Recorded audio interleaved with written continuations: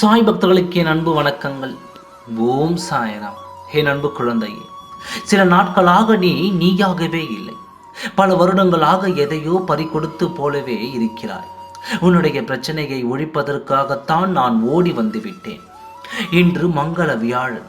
உன்னுடைய கவலைகள் அனைத்தும் முடியப் போகும் நாள். இன்று ஏன் எதையோ இழந்ததைப் போல இருக்கிறாய்? முதலில் எதை இழந்தாலும் மனதை ஒரு நொடியும் இழந்து விடாதே.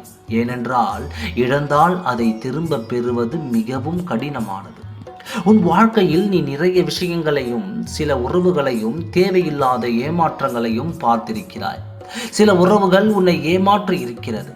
போனது எல்லாம் போகட்டும், போனதை நினைத்து கொண்டிருந்தால் போனது எப்பொழுது திரும்ப கிடைக்காது. அதனால் அதை புதிதாக உருவாக்கலாம்.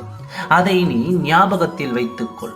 சில விஷயங்கள் அது போனது என்றால் நல்லது என்று நினைத்துக்கொள்.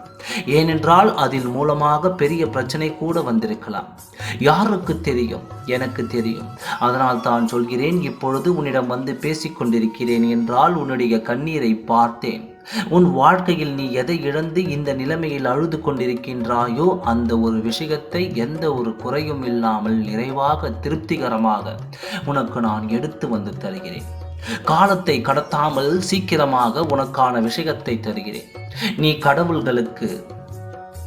கடுகளவு கேட்டால் நான் உனக்கு அளவே இல்லாத வகையில் சந்தோஷத்தை தருவேன். எவ்வளவு பெரிய பிரச்சனையாக வேண்டுமானாலும் இருக்கட்டும், எப்பொழுதும் நீ தைரியமாக இருக்க வேண்டும். அப்பொழுதுதான் எல்லா விஷயத்தில் இருந்தும் உன்னால் மீண்டு வர முடியும்.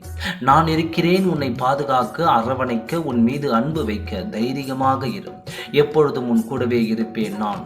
ஓம் சாய்ராம். நன்றி, வணக்கம்.